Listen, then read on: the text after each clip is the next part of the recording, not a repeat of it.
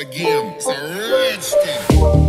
अरे hello everyone. So guys, आज की वीडियो कोई टॉपिक पे होने वाला नहीं है, तो सिंपली आज की वीडियो में डिस्कस करूंगा इंडियन पिनल कोड के 19 रूल्स जो आपको जानना बहुत ज़रूरी है। तो सो गाइस, चलते हैं अपनी वेबसाइट पे, तो वहाँ पे देखते हैं क्या प्रोसेस है। तो सिंपली हम टाइप करेंगे अपनी वेबसाइट को। तो यहाँ पे टाइप करने के बाद अपनी वेबसाइट सिंपली जो है यहाँ पे ओपन हो रही है हमारी वेबसाइट, तो यहाँ पे ओपन हो जाएगी। तो यहाँ पे देख पा रहे हैं गाइस, ओपन हो चुकी है हमारी वेबसाइट। यहाँ पे मैं डिस्कस करूँगा Indian penal code all citizen don't know 19। इसमें 90 रूल्स है जो कि मैं स्टेप बाय स्टेप रीडिंग करके आपको बताऊंगा। अगर आपको मैं सिंपली जो है लिंक भी दे दूंगा, वहाँ सिंपली रीड भी कर सकते हैं और बट वहाँ से डाउनलोड भी कर सकते हैं, जो कि आपको जानना बहुत ज़रूरी है। तो सिंपली जो है रीड मोड पे आते हैं। रीड मोड के आने के बाद यहाँ पे पढ़ पाएंगे। यहाँ पे अगर देखिए पहला जो होता है, यदि आपका ऑफिस आपको सैलरी नहीं देता है तो आप उसके खिलाफ 3 साल के अंदर कभी भी रिपोर्ट दर्ज करा सकते हैं। लेकिन यदि आप 30 साल के बाद रिपोर्ट दर्ज कराते हैं तो आपको कुछ भी हासिल नहीं होगा। तो परिसीमा अधिनियम 1963 के अंतर्गत में आता है।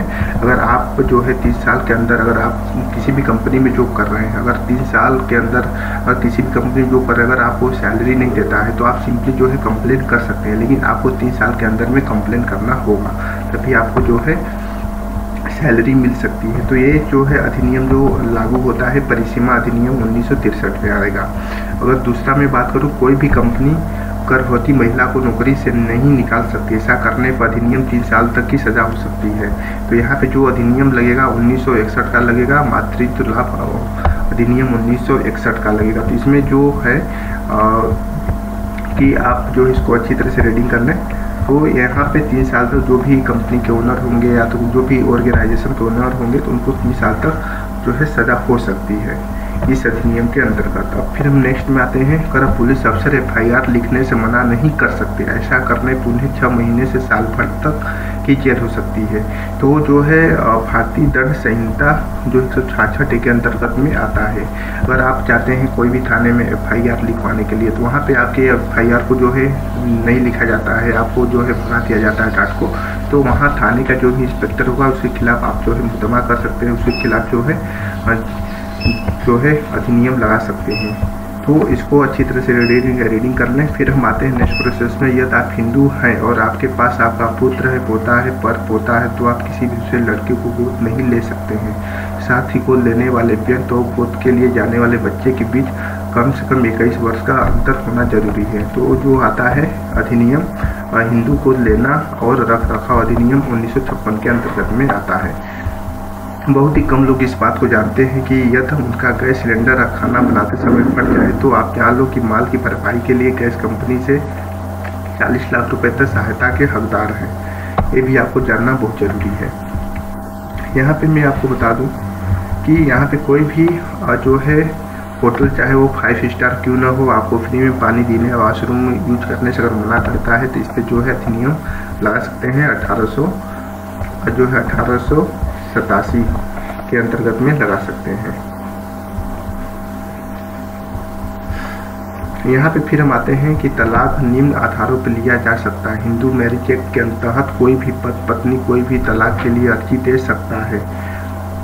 अभी विचार, शादी के बाहर शारीरिक रिश्ता बनाना, शारीरिक मानसिक प्रताड़ना, नपुंसकता बिना बताए छोड़ कर जाना, हिंदू धर्म को छोड़ कोई भी धर्म अपनाना, पागलपन, लाइलाज बीमारी, अवयव लेने, 7 साल तक कोई पता न होने के आधार पर तलाक की अर्जी दाखिल की जा सकती है। तो वो जो है धारा लगेगा उसके ऊपर, हिंदू मैरिज एक्ट धारा 13 के अंतर्गत में आ जाएगा। अब नेक्स्ट में आते हैं IPC। आपको जानना गाइस बहुत ज़रूरी है, इंडियन पिनल कोड जो है। इसमें मैं आपको बता दूं कि जो केवल महिला पुलिसकर्मी की महिलाओं को गिरफ्तार कर थाने ला सकती है। अगर कोई लेडीज है, अगर पुरुष अगर उसको अरेस्ट करके ले जाता है तो उसके ऊपर भी धारा लग सकता है। तो इसलिए आपको ये जानने का हक है। तो इसलिए जानेगा, लेडीज़ है तो आपको लेडीज़ ही आपको ले जा सकती है थाने, पुरुष नहीं ले जा सकता पुलिसकर्मी थाने।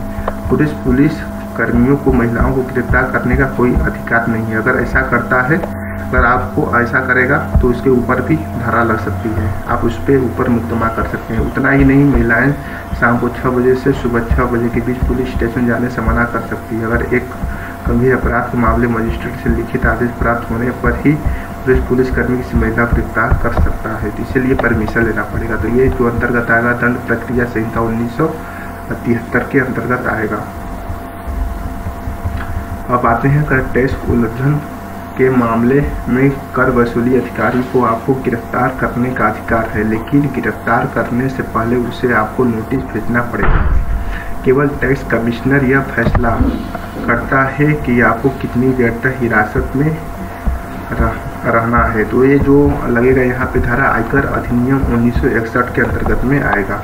फिर हम नेक्स्ट में आते हैं मोटर वाहन अधिनियम की धारा 129 में वाहन चालकों को हेलमेट लगाने का प्रावधान है।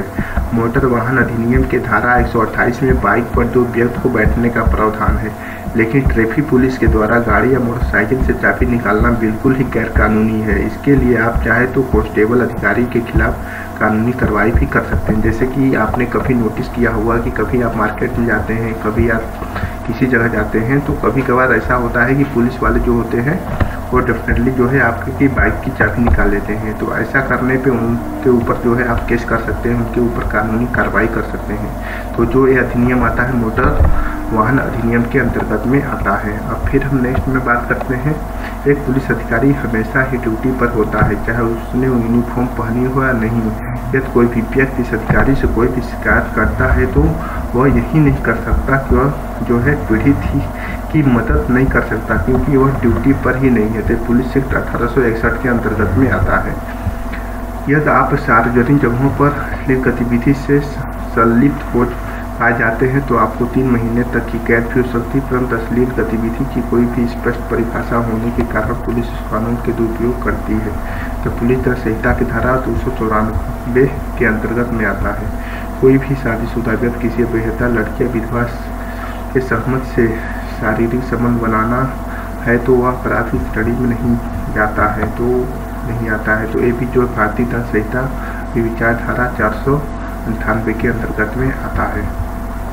किसी भी महिला को शाम 6 बजे के बाद सुबह 6 बजे से पहले गिरफ्तार नहीं किया सकता। वह जो है अधिनियम जो आपराधिक प्रक्रिया संहिता सेक्शन 46 के अंतर्गत में आता है। ये सारे जो है मेन प्रोसेस है।